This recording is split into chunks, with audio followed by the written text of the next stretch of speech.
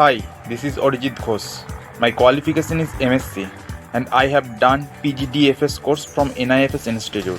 Recently, I got placement in Ratna Infrastructure Private Limited as a safety officer through NIFS. Thank you NIFS. Hi everyone, this is Sivesh Kumar here.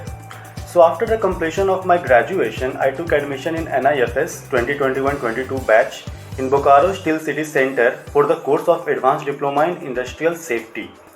And after the completion of the course, NIFS provided me a placement in BH Cage Engineering. After the completion of the project in that company, NIFS again provided me a placement in Altair Gas Engineering, a Mumbai-based company.